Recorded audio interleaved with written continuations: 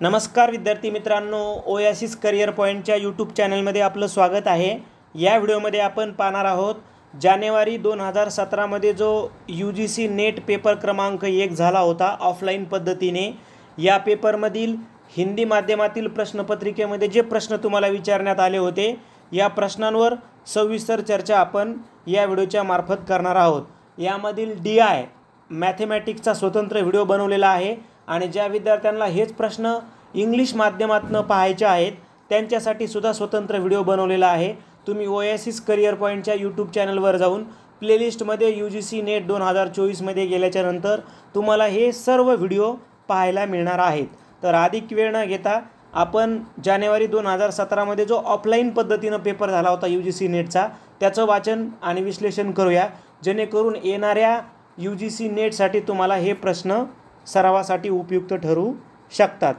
तर लगेच आपण प्रश्न वाचूयात। प्रश्न आहे बघा, किसी विद्यालय का प्राचार्य विद्यालय के कार्यक्रमों में शिक्षकों तथा छात्रों के प्रतिभा को अभिवृद्ध करने संभावना का पता लगाने के लिए उनके साथ साक्षात्कार सत्र आयोजित करता है। यह प्रयास अनुसंधान के किस प्रकारता से संबंधित है। थोडं हिंदी असल्यामुळे आपण जर समजून घेतलं तर प्रश्नाला एकदा ॲनालिसिस करून प्रश्न समजून घ्या, मग पर्यायाकडे जा। एका शाळेमध्ये किंवा महाविद्यालयामध्ये एका कार्यक्रमाचं आयोजन करायचं आहे आणि शाळेचे जे प्राचार्य आहेत हे काय करायला तर त्या संदर्भानं त्या कार्यक्रमाच्या संदर्भानं इंटरव्ह्यू घ्यायला लागलेत शिक्षकांचा आणि विद्यार्थ्यांचा। तर याच्यामधून म्हणजे हा जो भाग आहे, हा जो इंटरव्ह्यू घेण्याचा भाग आहे तो कोणता रिसर्चशी संबंधित असणार आहे। मूल्यांकन अनुसंधान, तो मूल्यांकन अनुसंधानाचा भाग नाही आहे। आपल्याला समजायला की जनरली इथं परीक्षा वगैरे असते, म्हणजे टीचर स्टुडंटचं मूल्यांकन करत असतात, म्हणजे पर्याय एक कटला। मौलिक अनुसंधान ज्याला आपण फंडामेंटल रिसर्च म्हणतो तो पण याचा भाग येत नाही। फंडामेंटल रिसर्चचे जे काही ऑब्जेक्टिव्ज असतात किंवा ज्याची एम्स असतात हे सिद्धांत निर्मिती किंवा ज्ञान निर्मिती असतात, म्हणजे ती पण इथं काही दिसत नाही, कारण फक्त प्राचार्य शिक्षकांचा आणि त्या विद्यार्थ्यांचा इंटरव्ह्यू घेत आहेत। म्हणजे पर्याय 2 तुम्ही काटू शकत होते। पर्याय 4 व्यवहार अनुसंधान ज्याला आपण ॲप्लाइड रिसर्च म्हणतो। ॲप्लाइड रिसर्चमध्ये तर भविष्यकालीन उपयोजन असतं, म्हणजे तो पण इथं संदर्भ दिसत नाही। म्हणजे आपण उत्तरापर्यंत पोहोचतो क्रियात्मक अनुसंधान ज्याला आपण ॲक्शन रिसर्च किंवा कृती संशोधन म्हणतो। ज्या प्रोग्रामला येणाऱ्या समस्या आहेत त्या दूर करण्यासाठी प्राचार्य काय करत आहेत, इंटरव्ह्यू करत आहेत। तत्कालीन समस्या जर आपण व्यवहारात येत असतील तर त्या तत्कालीन समस्या आपण ॲक्शन रिसर्चद्वारे दूर करू शकतो। म्हणून पर्याय 3 हे आपल्या प्रश्नाचं इथं उत्तर असणार आहे। त्यानंतर नेक्स्ट क्वेश्चन आहे, क्रियात्मक अनुसंधान करने के सोपानों का सामान्य अनुक्रम क्या होता है।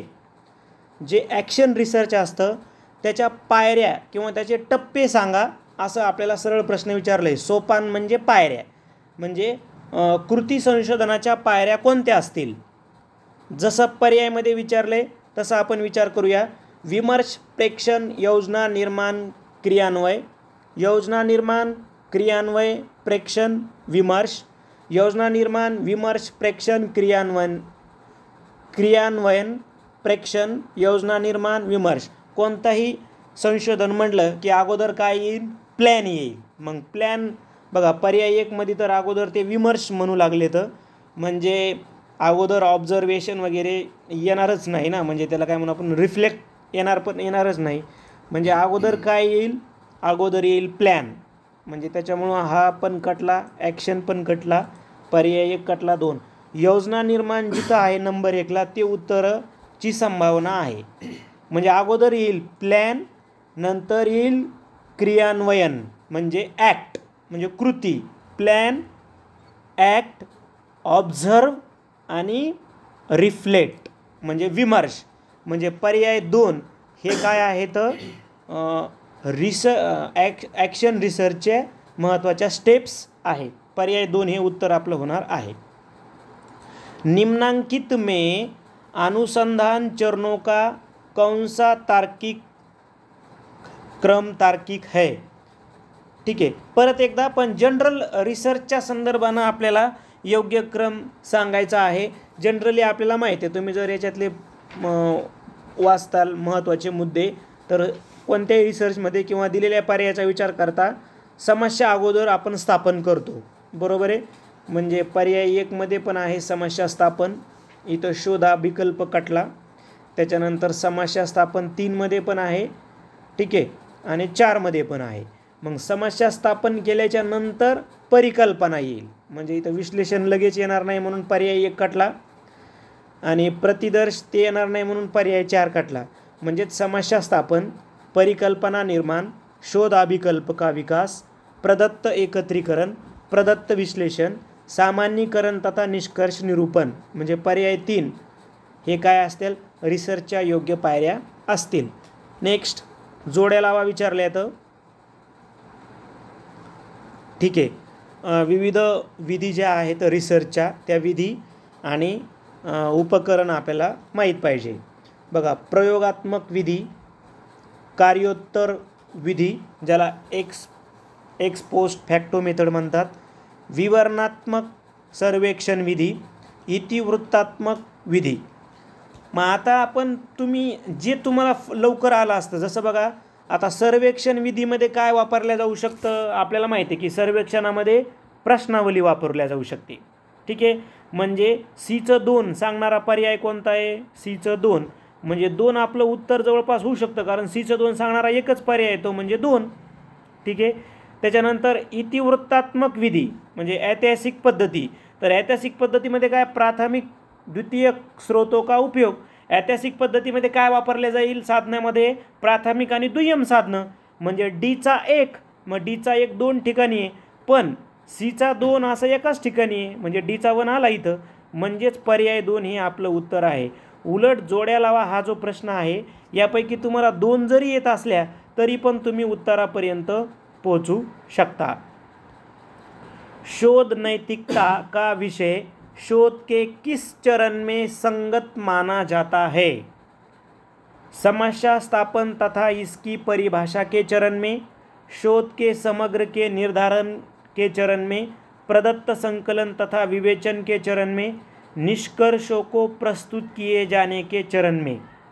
इसका सही आंसर है प्रदत्त संकलन तथा विवेचन के चरण में. नेक्स्ट क्वेश्चन, निम्नांकित में से किस प्रारूप में प्रतिवेदन प्रारूप औपचारिक रूप से निर्दिष्ट होता है.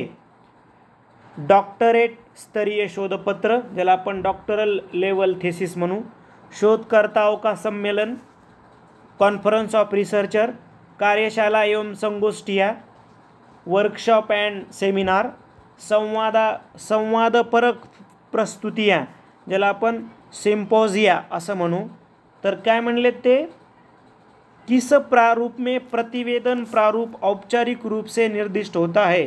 म्हणजे रिपोर्टिंग फॉर्मॅट जे आहे नॉर्मली कशाला प्रिसबस्क्राईब करील, तर ते करील डॉक्टरल लेवल ऑफ थेसिस, म्हणजे पर्याय 1. नेक्स्ट, पॅराग्राफवर आधारित क्वेश्चन्स आहेत. याची तुम्हाला PDF उपलब्ध करून देण्यात येणार आहे. आपलं जे टेलिग्राम चॅनल आहे, या टेलिग्राम चॅनलची लिंक तुम्हाला या व्हिडिओच्या डिस्क्रिप्शन बॉक्समध्ये मिळेल, किंवा तुम्ही डायरेक्ट टेलिग्राममध्ये सेटनेट स्टडी असं सर्च करा, तिथंही तुम्हाला चॅनल आपलं मिळून जाईल. या चॅनलवर PDF तुम्हाला उपलब्ध आहे. क्वेश्चन क्रमांक 7चं उत्तर आहे पर्याय 2. क्वेश्चन क्रमांक 8चं उत्तर आहे पर्याय 2. क्वेश्चन क्रमांक 9चं उत्तर आहे पर्याय 4. क्वेश्चन क्रमांक 10चं उत्तर आहे पर्याय 3. क्वेश्चन क्रमांक 11चं उत्तर आहे पर्याय 4. क्वेश्चन क्रमांक 12चं उत्तर आहे पर्याय 2. नेक्स्ट क्वेश्चन, प्रभावी संप्रेषण में पहले से यह माना जाता है तटस्थता, प्रभुत्व, उदासीनता, बोध. सरळ आहे की प्रभावी संप्रेषणामध्ये सगळ्यात महत्त्वाचं काय असतं, अंडरस्टँडिंग ज्याला आपण बोध म्हणू. प्रभुत्व ठीक होतं, ठीक आहे, परंतु सर्वात पहिले तर बोध महत्त्वाचा आहे, अंडरस्टँडिंग महत्त्वाचे आहे, तरच म्हणू आपण की आपलं जे कम्युनिकेशन आहे ते प्रभावी झालं. तटस्थता हे तर असंही कटणार होता पर्याय, आणि उदासीनता पण कटणार होता. फक्त तुमचं प्रभुत्व किंवा बोध यामध्ये कन्फ्युजन होणं शक्य होतं. मग बोध आणि प्रभुत्व याच्यामध्ये सर्वात प्रभावी काय आहे? अंडरस्टँडिंग प्रभावी आहे. नेक्स्ट क्वेश्चन, जब मौखिक तथा अमौखिक संदेश परस्पर विरोधी है तो यह कहा जाता है कि अधिकांश लोग विश्वास करते हैं. ठीक है, मौखिक तथा अमौखिक संदेश परस्पर विरोधी है तो यह कहा जाता है कि अधिकांश लोग विश्वास किसमें करेंगे, असं सरळ सरळ त्यांनी आपल्याला विचारलं आहे. तर साहजिकच अनियमित संदेशों में विश्वास करेंगे क्या, ये तो गलत हो जाएगा. मौखिक संदेशों में ठीक है, इसके बारे में चर्चा करेंगे. उग्र संदेशों में ये भी गलत हो जाएगा. और अमौखिक संदेशों में अगर हमने दोनों की तुलना करी, जब मौखिक संदेश और अमौखिक संदेश, तो ज़्यादा से ज़्यादा लोग, अधिकांश लोग विश्वास करेंगे अमौखिक संदेशों में. अमौखिक संदेशों यानी इसका एग्जाम्पल क्या होगा? नॉन वर्बल मैसेजेस का एग्जाम्पल होगा लेटर, यानी जो राइटिंग कम्युनिकेशन पर ज़्यादा लोग भरोसा यानी विश्वास करेंगे, क्योंकि वो एक प्रूफ होगा. वर्बल प्रूफ हो नहीं सकता, इसलिए जो लोग हैं वो अधिकांश विश्वास नॉन वर्बल कम्युनिकेशन में करेंगे, यानी पर्याय 3 सही होगा. नेक्स्ट क्वेश्चन, किस सूचना समृद्ध कक्षा व्याख्यान की सामान्य विशेषता इसके किस प्रकृति के होने में होती है. थोडंसं हिंदी असल्यामुळं त्याला थोडंसं परत एकदा जर तुम्ही समजून वाचलं किंवा तुम्ही इंग्रजीचा जर आधार घेतला, बघा तुमच्याकडं दोनही लँग्वेजमध्ये प्रश्नपत्रिका उपलब्ध असते. आता काय म्हणलं ते, किस सूचना समृद्ध कक्षा व्याख्यान, त्याला काय म्हणू आपण, इन्फॉर्मेशन रिच क्लासरूम लेक्चर सुरू आहे. इन्फॉर्मेशन रिच क्लासरूम लेक्चर सुरू आहे. इसके प्रति के होने में सामान्य विशेष का इसके प्रति होने में है. म्हणजे जर त्याची विशेषता काय असणार आहे, ज्या व्याख्यानाची किंवा इन्फॉर्मेशन रिच क्लासरूमची विशेषता काय असणार आहे. तर साहजिकच इन्फॉर्मेशन म्हटलं आहे ना, ठीक आहे. इन्फॉर्मेशन म्हटल्यावर ते असणार आहे तथ्यात्मक, फॅक्च्युअल. ठीक आहे, फॅक्च्युअल. त्याच्यामुळं कधी कधी हिंदी जर समजत नाही आहे तर आपण इंग्रजीचा आधार घेणं अपेक्षित आहे. भावबोधात्मक संप्रेषण किसके द्वारा प्रेरित होता है. भावबोधात्मक, त्याला आपण काय म्हणू, एक्सप्रेसिव कम्युनिकेशन किसके द्वारा प्रेरित होता है. उदासीन उग्रता म्हणजे पॅसिव ॲग्रेशन, म्हणजे हे तर निगेटिव्ह झालं. कूटलेखक के व्यक्तित्व की विशेषताएं, ज्याला इंग्लिशमध्ये वाचलं तर लवकर लक्षात येतं की एक्सप्रेसिव्ह कम्युनिकेशन हे इनकोडर्स पर्सनॅलिटी कॅरेक्टरिस्टिकवर अवलंबून असतं. म्हणजे पर्याय 2 हे आपल्या प्रश्नाचं उत्तर आहे. बाह्य संकेत, ज्याला एक्सटर्नल क्ल्यू असंही म्हणता येणार नाही किंवा इनकोड डिकोड कॉन्ट्रॅक्ट असंही त्याचं उत्तर होणार नाही. तर इनकोडर्स पर्सनॅलिटी कॅरेक्टरिस्टिक हे आपल्या प्रश्नाचं उत्तर आहे पर्याय 2, जे असा संबंध एक्सप्रेसिव्ह कम्युनिकेशनसोबत येतो. नेक्स्ट क्वेश्चन, सकारात्मक कक्षा संप्रेषण का परिणाम निम्नांकित में से क्या होता है. सकारात्मक कक्षा संप्रेषण, ज्याला आपण काय म्हणू शकतो, पॉझिटिव्ह क्लासरूम कम्युनिकेशन. तर याचा संबंध येईल बघा, दबाव नाही, दबाव तर येणारच नाही ना. समर्पण ठीक वाटतं आपल्याला. आमना सामना नाही, सकारात्मकमध्ये या बाबी येणार नाहीत. तर अनुनय हे आपल्या प्रश्नाचं उत्तर आहे, ज्याला पर्ज्युएशन असं म्हटलं जातं. ठीक आहे, अनुनय. नेक्स्ट क्वेश्चन, कक्षा संप्रेषण किसका आधार है. सामाजिक पहचान का, बाह्य निरर्थकताओं का, बाह्य निरर्थकताओं का तर कटला. पूर्वाग्रही उदासीनता पण कटला. सामूहिक उग्रता, उग्रतामुळं हा पण कटला, म्हणजेच सामाजिक पहचान का, पर्याय 1. नेक्स्ट क्वेश्चन, मॅथचे क्वेश्चन आहेत. याचा स्वतंत्र व्हिडिओ आपल्या यूट्यूब चॅनलला अपलोड होईल किंवा अपलोड तोपर्यंत होत पण असेल आपला. म्हणजे तुम्ही फक्त काय करायचं आहे, ओएसिस करिअर पॉईंटच्या प्लेलिस्टमध्ये जायचं आहे. प्लेलिस्टमध्ये UGC नेट 2024मध्ये जर गेलात तर तुम्हाला मॅथ आणि DIचा स्वतंत्र व्हिडिओ आपण बनवला आहे. तरी पण आपण एकदा काय करूया, उत्तर फक्त इथं क्लिक करून घेऊयात. क्वेश्चन क्रमांक 19 श्रृंखलेवर आधारित प्रश्न आहे. याचं उत्तर आहे 125 पर्याय 3. दुसराही श्रृंखलेवर आधारित आहे. 20चं उत्तर आहे पर्याय 2 QOL. त्यानंतर कोडिंग डिकोडिंग क्वेश्चन क्रमांक 21चं उत्तर आहे पर्याय 4. क्वेश्चन क्रमांक 22 निम्नलिखित में से सतत प्रकार के डाटा की पहचान करें, तो वो है एक कक्षा में छात्रों का वजन, पर्याय 4. नेक्स्ट 23 का उत्तर है 4. 24 लखनऊ. 25 1.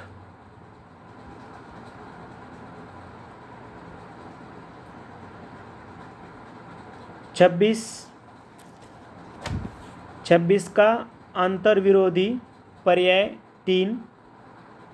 27 का सही आंसर है सादृश्य परक, पर्याय 3. 28 का सही आंसर है ये और सी यानी पर्याय 2.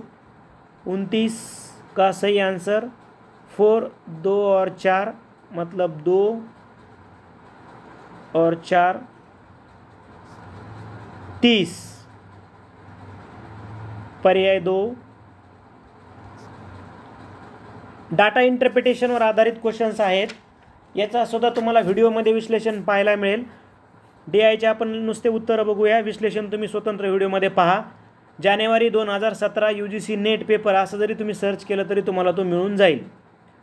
31चं उत्तर आहे 45%. 32चं उत्तर आहे म्हणजे 2, पर्याय 3. पर्याय 1. 31चा पर्याय 1, 32चा पर्याय 3. नेक्स्ट 33 पर्याय 4 177 लाख.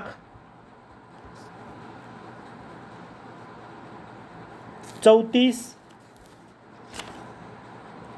पर्याय 1 0. 35 पर्याय 2 0.25. 36 पर्याय 2 0.73. 37 पर्याय 2 केवळ S2. 38 ICTचे क्वेश्चन्स आहेत. या संदर्भानं जर आपल्याला शक्य झालं तर आपण थोडीशी चर्चा करूयात. एक विधान आहे सूचना एवं संचार प्रौद्योगिकी ज्याला आपण ICT म्हणतो को सूचना प्रौद्योगिकी IT का उपसमुच्चय माना जाता है. हे रॉंग आहे, उलट केलं त्यांनी. उलट IT जे आहे हे ICTचा एक भाग असणार आहे, म्हणजे ते उलट झालं. म्हणून पहिलं रॉंग. सॉफ्टवेयर के किसी हिस्से के उपयोग अधिकार को कॉपीराइट कहते हैं, ये भी रॉन्ग है. ज़्यादा से ज़्यादा अगर हमको कोई सॉफ्टवेयर का अधिकार लेना है तो उसे सिर्फ लाइसेंस की ज़रूरत होती है, ना कि कॉपीराइट की. 39व्या प्रश्नाचं उत्तर आहे. काय म्हणतात ते बघा.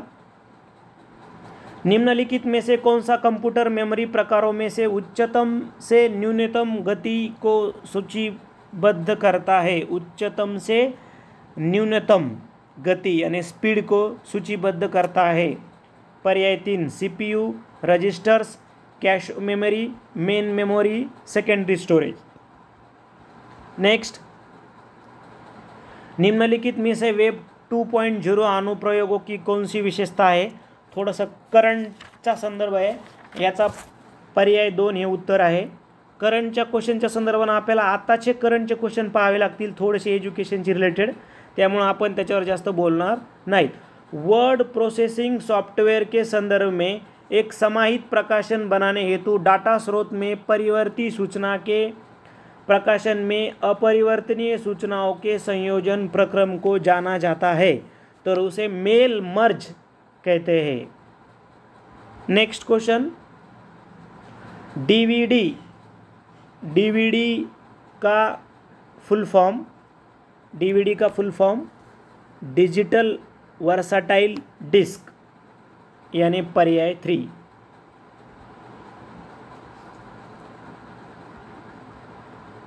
43 अभिकथन ये काय म्हणते बघा, सतत विकास मानव समाज के कल्याण के लिए महत्वपूर्ण है।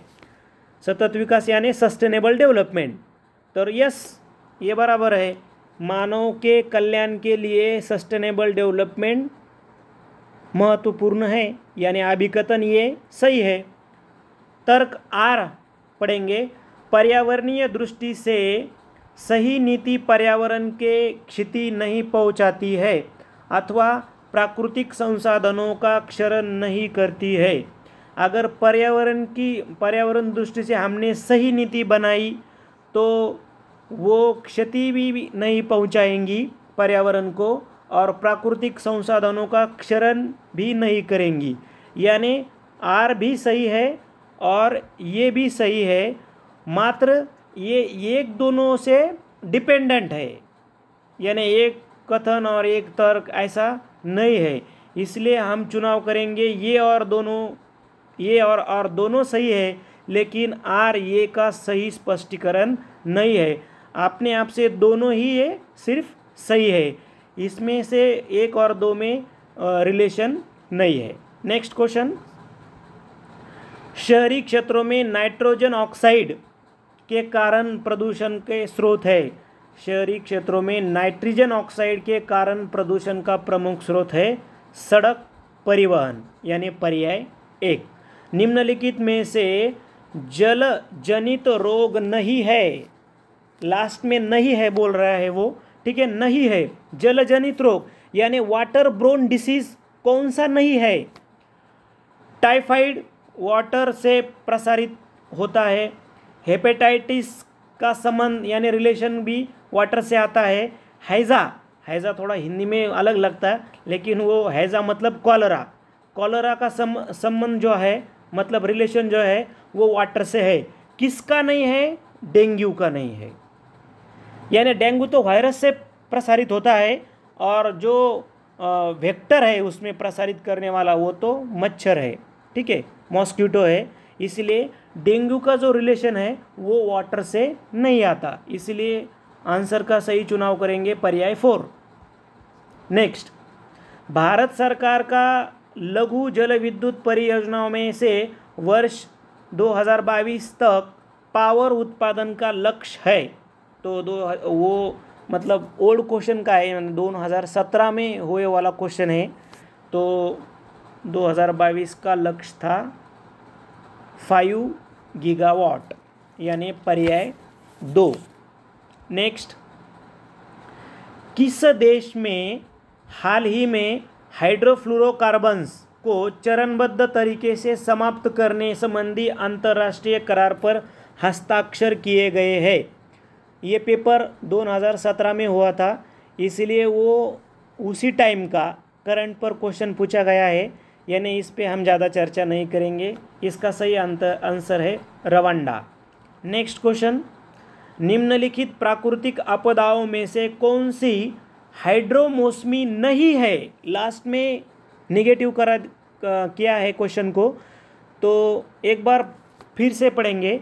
निम्नलिखित प्राकृतिक आपदाओं में से कौन सी आपदा हाइड्रोमौसमी नहीं है। हाइड्रोमौसमी तो हायड्रोमेट्रोलॉजिकल, म्हणजे थोडक्यात त्यांना काय विचारायचं होतं की खालीलपैकी कोणती आपत्ती ही जल आणि पर्यावरणीय नाही।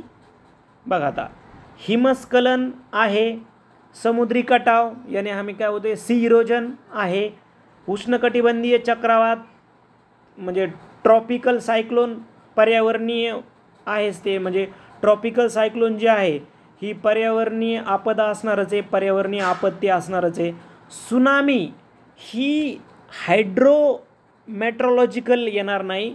आपल्याला वाटतं की ती समुद्राशी रिलेटेड आहे, पण सुनामीचं मूळ कारण काय आहे तर ती भूकंपामुळे निर्माण होते, भूकंपामुळे निर्माण होते, म्हणून उत्तर सुनामी घ्यावा लागणार आहे। नेक्स्ट क्वेश्चन, उच्च शिक्षा के वैश्वीकरण के निम्नलिखित में से कौन से अवगुण है। ठीक है, एक्सपोजर टू उच्च शिक्षा के वैश्वीकरण के निम्नलिखित में से कौन से अवगुण है? उच्च शिक्षणाचे अवगुण कोणते आहेत असा सरळ प्रश्न विचारला. पर्याय वाचूयात. विश्व पाठ्यक्रमों के साथ सम्मुखीकरण, हे तर गुण झाला. म्हणजे एक्सपोजर टू ग्लोब करिक्युलम हा त्याचा गुण झाला ना, म्हणजे हे उत्तर नाही आहे, हा अवगुण नाही आहे, हा गुण आहे. नेक्स्ट, शिक्षा में अभिजात्य को बढ़ावा, हा एक उच्च म्हणजे जे काही जागतिक शिक्षण आहे हा त्याचा अवगुणच म्हणावं लागेल. कारण आता हे अभिजात्य याचा अर्थ काय होईल? इलॅस्टिझम म्हणजे त्याला अजून काय म्हणू? अभिजात. मराठीमध्ये काय? अभिजात. म्हणजे जे वैश्विक शिक्षा आहे, उच्च शिक्षण आहे, हे अभिजात म्हणजे एका विशिष्ट अभिजन वर्गाला मान्यता देतं. म्हणजे हे त्याचा अवगुणच झाला. म्हणजे बी त्याच्यामध्ये येईल, हा एक त्याचा अवगुणच आहे. हे येणार नाही आहे, बी अवगुणच आहे. शिक्षा का वस्तूकरण, ज्याला कमोडिफिकेशन ऑफ हायर एज्युकेशन म्हणू, हे पण त्याचा अवगुण आहे. शिक्षा का लागत में बढ़ोतरी, increase in the cost of education, हे पण त्याचा एक अवगुण आहे. म्हणजे उच्च शिक्षा के वैश्वीकरण के निम्नलिखित में से कौन से अवगुण है? बी अवगुण है, डी और सी ये इसका गुण है. इसलिए बी डी सी, तो बी डी सी दिया गया है पर्याय 3 में, बी सी डी यानी बी डी सी. नेक्स्ट, निम्नलिखित में से डीम्ड विश्वविद्यालय के विषयों में कौन सा कथन सही है? डीम्ड विश्वविद्यालय, डीम्ड यूनिवर्सिटी में के बारे में सही कथन चुनना है.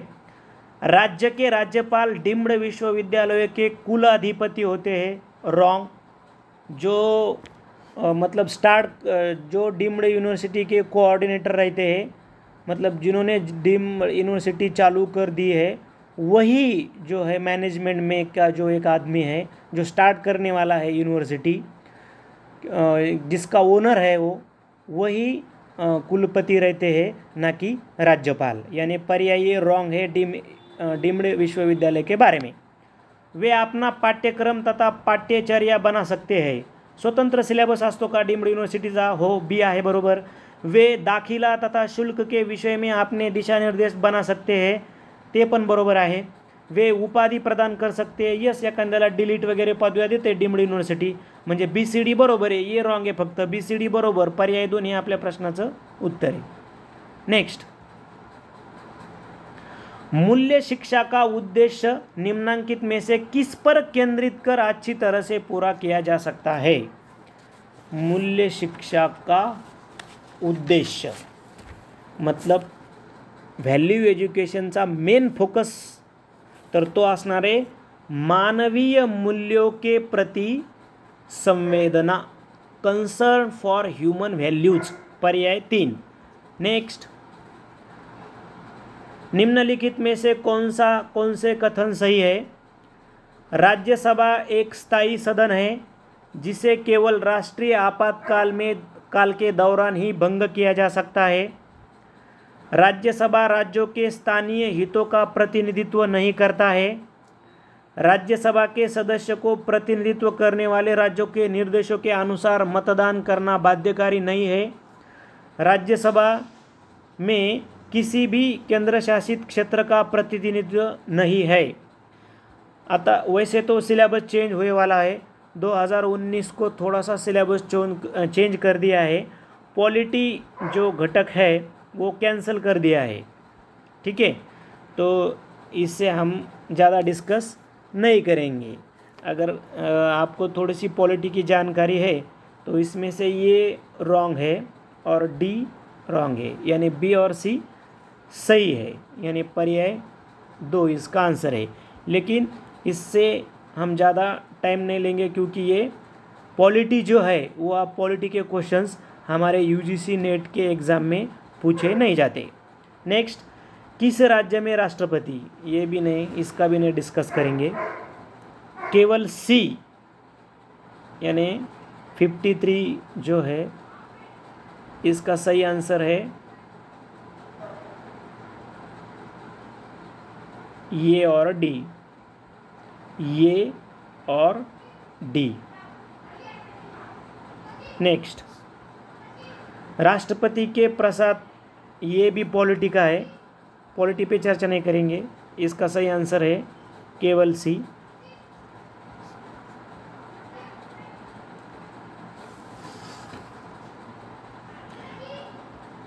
शिक्षण अधिगम संबंधों के संदर्भ में निम्नलिखित कथनों के समुच्चय में कौन सा स्वीकार्य कथन है? अपना उत्तर दर्शाने की सही कूट का चयन कीजिए। ठीक आहे, काय म्हणते ते आपल्याला की टीचिंग लर्निंगच्या संदर्भाने, हे शिक्षण म्हणजे टीचिंग आणि अधिगम म्हणजे लर्निंग, अधिगम म्हणजे लर्निंग, लक्षात घ्या। टीचिंग लर्निंगच्या संबंधाने स्वीकार्य कथन कोणते आहेत? स्वीकार्य असणारे, ठीक आहे, म्हणजे त्याच्याशी रिलेटेड असणारे कोणते वाक्य आहेत? जब छात्र किसी परीक्षा में असफल होते हैं तो वह शिक्षक है जो असफल होता है, बरोबर आहे म्हणता येईल त्याला। ठीक आहे, विद्यार्थी जर नापास होईल तर शिक्षकाची त्याची जिम्मेदारी येते, म्हणजे पर्याय एक तुम्हाला घ्यावा लागेल त्याच्याशी संदर्भानं, टीचिंग लर्निंगच्या संदर्भानं। प्रत्येक शिक्षण का उद्देश्य अधिगम सुनिश्चित करना होता है, यानी एवरी टीचिंग आपण जर पाहिलं तर की एवरी टीचिंगचा जो एम असतो हा इन्शुरिंग लर्निंग असतो, म्हणजे दोन पण बरोबर आहे। दुसरं वाक्यसुद्धा टीचिंग लर्निंगच्या संदर्भाने बरोबर येईल। अधिगम के बिना शिक्षण हो सकता है, तिसरं पण बरोबर येईल। आलं लक्षामध्ये? म्हणजे त्याला काय म्हणू आपण, लर्निंग म्हणजे टीचिंगच्या शिवाय लर्निंग होईल का? हो, आपण कुठूनही ते शिकू शकतो, निसर्गाकडून, समाजाकडून आपण हे शिकत असतो, म्हणजे तिसरं पण बरोबर आहे। चौथं, शिक्षण के बिना कोई अधिगम नहीं हो सकता है।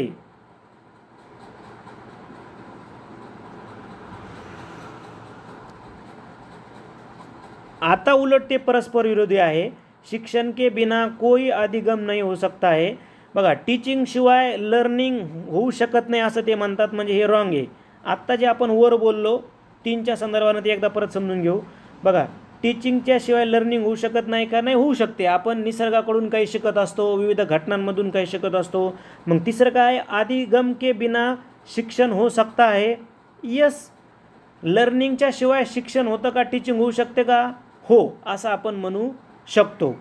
म्हणजे इथं काय आपण उत्तर घेणार आहेत, 1 2 3, चौथा सोडून द्यायचा, 1 2 3 चौथा सोडून द्यायचा। पाचवा, कोई शिक्षक शिक्षण करता है किंतु वो सीखता भी है। एखादा शिक्षक टीचिंग करतो त्याचबरोबर तो शिकतो पण, म्हणजे पाचवं पण घ्यावं लागेल।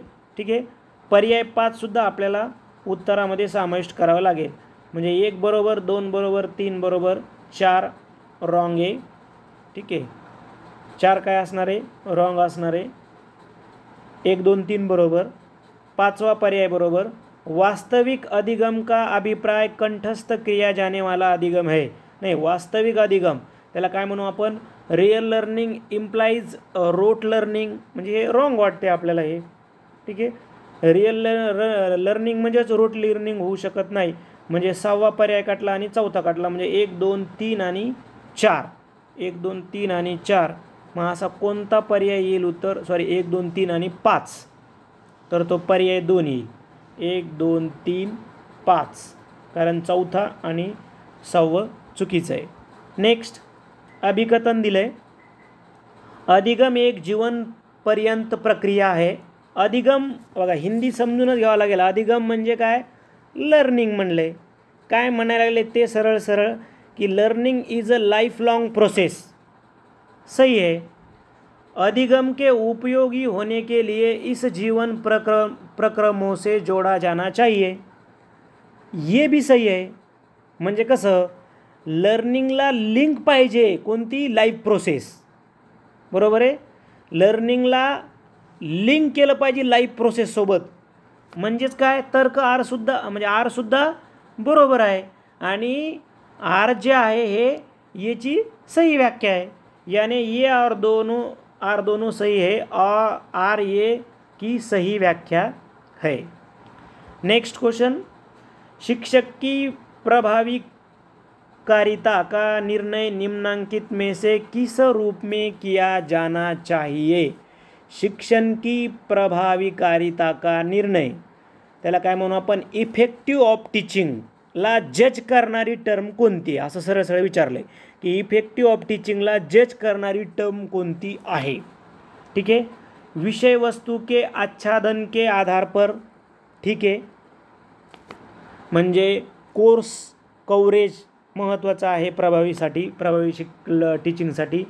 छात्रों की अभिरुचि, हे पण ठीक आहे. छात्रों के अधिगम परिणामों के आधार पर, हे पण योग्य वाटते. कक्षा में शिक्षण सहायक सामग्री के उपयोग के आधार पर. बघा आता चारही उत्तरं बरोबर वाटतात, पण सर्वात प्रभावी उत्तर आहे लर्नर आउटकम ऑफ स्टूडेंट्स, म्हणजे पर्याय 3, छात्रों के अधिगम परिणामों के आधार पर, यानी पर्याय 3. नेक्स्ट, निम्नांकित में से किस शिक्षण विधि में शिक्षार्थी की भागीदारी को इष्टतम तथा पहलकारी बनाया जाता है. इष्टतम तथा पहलकारी. ठीक है, इष्टतम तथा पहलकारी यानी ऑप्टिमल अँड प्रोएक्टिव्ह असं म्हणू त्याला आपण. किस शिक्षण विधि में, कोणत्या टीचिंग मेथडमध्ये शिक्षार्थी यानी स्टूडेंट को भागीदारी को इष्टतम तथा पहलकारी बनाया जाता है. ठीक है, परिचर्चाओं की विधि में, म्हणजे डिस्कशन मेथडमध्ये भागीदारी जास्त मिळेल का विद्यार्थ्यांना. ठीक आहे, युग्मित वार्ता सत्र की विधि में. ठीक आहे, त्याला बद सेशन मेथड म्हणू आपण. विचारवेश सत्र की विधि में और परियोजना विधि में. परियोजना विधि में जास्तीत जास्त भागीदारी होतील विद्यार्थी. परियोजना विधि म्हणजे काय, प्रोजेक्ट मेथड. म्हणजे मराठीमध्ये हा क्वेश्चन्स असता तर आपण डोळे झाकून काय लिहिलं असतं, परियोजना विधी यानी प्रोजेक्ट मेथडमध्ये जास्तीत जास्त विद्यार्थ्यांची काय असणार आहे, भागीदारी असणार आहे. नेक्स्ट क्वेश्चन, शिक्षण प्रभावीकारिता को प्रभावित करने वाला एक सर्वाधिक शक्तिशाली कारक किससे संबंधित है. शिक्षण प्रभावीकारिता यानी इफेक्टिव टीचिंग. ठीक है, को प्रभावित करने वाला एक सर्वाधिक शक्तिशाली कारक. शिक्षण प्रभावीकारिता को प्रभावित करने वाला सर्वाधिक शक्तिशाली कारक. देश की सामाजिक व्यवस्था, इफेक्टिव टीचिंगसाठी सर्वात प्रभावशाली समाज की आर्थिक स्थिति, विद्यमान राजनैतिक स्वास्थ्य, शैक्षणिक व्यवस्था. पर्याय 4 ये सही होगा. नेक्स्ट और लास्ट क्वेश्चन बघा, पूर्वी 60 प्रश्न यायचे म्हणजे 2017च्या जानेवारी 5च्या अगोदर, तर ते 60 पैकी 50 सोडायला लागायचे. पण एक आपल्याला 10 एक्स्ट्रा क्वेश्चन मिळाले तर आपला जास्त काय असणार आहे त्याचा फायदा होतो. सरावासाठीच आपण हे बनवत आहोत. अभिकथन ये निर्माणात्मक मूल्यांकन अधिगम गति को त्वरित बनाता है. संकलनात्मक मूल्यांकन की तुलना में निर्माणात्मक मूल्यांकन अधिक विश्वसनीय है. मूल्यमापनावर आधारित प्रश्न आहे. निर्माणात्मक मूल्यांकन अधिगम की गति को त्वरित बनाता है. ठीक आहे, आता निर्माणात्मक मूल्यांकन म्हणजे काय हे माहीत पाहिजे आपल्याला. निर्माणात्मक मूल्यांकन म्हणजे मराठीमध्ये त्याला आपण विकासात्मक किंवा रचनात्मक मूल्यांकन असं म्हणतो, किंवा त्याला फॉर्मेटिव्ह इव्हॅल्युएशन म्हणू. फॉर्मेटिव्ह इव्हॅल्युएशन म्हणजे काय असतं, म्हणजे अध्यापन करत असताना तात्काळ म्हणजे सुरू अध्यापनामध्येच काय करत असतो, शिक्षक विद्यार्थ्याला प्रश्न विचारित असतो, अध्ययनात येणाऱ्या अडचणीवर उपाय सुचवत असतो. मग आता वाचा अभिकथन ये निर्माणात्मक मूल्यांकन अधिगम की गति को, अधिगम म्हणजे लर्निंग, गति को त्वरित बनाता है यानी तो स्पीड घेतो का, लर्निंगमध्ये स्पीड येईल का निर्माणात्मक मूल्यांकनामध्ये, यस, यानी ये सही है. आर संकलनात्मक मूल्यांकन की तुलना में निर्माणात्मक मूल्यांकन अधिक विश्वसनीय है. आर रॉन्ग होगा। पहिले संकलनात्मक मूल्यांकन समजून घ्या। संकलनात्मक मूल्यांकन म्हणजे काय? समटिव्ह इव्हॅल्युएशन, त्याला काय म्हणू आपण? अंतिम मूल्यमापन। संकलनात्मक मूल्यमापन म्हणजे अंतिम मूल्यमापन। अंतिम मूल्यमापन म्हणजे कोणतं? जे सत्राच्या शेवटी होतं, वर्षाच्या शेवटी होतं, विद्यार्थ्याला पदोन्नती मिळते, असं मूल्यमापन। आता ज्या विधानाकडे जा, संकलनात्मक मूल्यमापन की तुलना में निर्माणात्मक मूल्यांकन अधिक विश्वसनीय है। ये रॉन्ग होगा ना। म्हणजे का ते चुकीचं आहे? श्रेष्ठ संकलनात्मकच आहे, कारण इथं विद्यार्थी समोर नाही आहे, डायरेक्ट शिक्षार्थी विद्यार्थ्याच्या परफॉर्मन्सवरून मार्क द्यायला आला। म्हणजे इथं पूर्वानुभव किंवा आवडता विद्यार्थी ना आवडता विद्यार्थी असं वर्गामध्ये असं होण्याची शक्यता आहे। म्हणजेच काय? फॉर्मेटिव्ह इव्हॅल्युएशनमध्ये असं होण्याची शक्यता आहे। म्हणून आर रॉन्ग आहे, ए बरोबर आहे, मतलब ये सही है किंतु आर गलत है, यानी पर्याय 3। ठीक आहे, मला वाटतं आपण ही 60 प्रश्नांबद्दल चर्चा केली। याच प्रश्नामधलं मॅथ आणि डाटाचं तुम्ही पाहण्यासाठी व्हिडिओ बघा, आणि तुम्हाला याच प्रश्नपत्रिकेचं इंग्लिश प्रश्नांचं वाचनसुद्धा, ज्या विद्यार्थ्यांना थोडंसं इंग्लिश इझी जातं त्यांनी ते सुद्धा तुम्ही ऐकण्याचा प्रयत्न करा, कारण तुम्हाला त्याचासुद्धा जास्त फायदा होईल। कारण हिंदीपेक्षा कधीकधी इंग्रजी शब्द जर आपण ऐकले किंवा इंग्रजी प्रश्न जर वाचला तर तो आपल्याला अंडरस्टँड होण्यासाठी जास्त उपयुक्त ठरू शकतो। आपण जिथं जिथं शक्य आहे तिथं तिथं विश्लेषण देण्याचा प्रयत्न करत आहोत। अजून जर एखाद्या प्रश्नाबद्दल आपल्याला माहिती उपलब्ध होत नाही तर तुम्ही ज्यांना ज्या प्रश्नाबद्दल मी माहिती देऊ शकलो नाही, तुम्ही तिथं कमेंट बॉक्समध्ये जर दिली तर अजून आपल्या सहकार्यांचा फायदा होईल आणि UGC नेटमध्ये आपल्या सर्वांना यश मिळेल। धन्यवाद।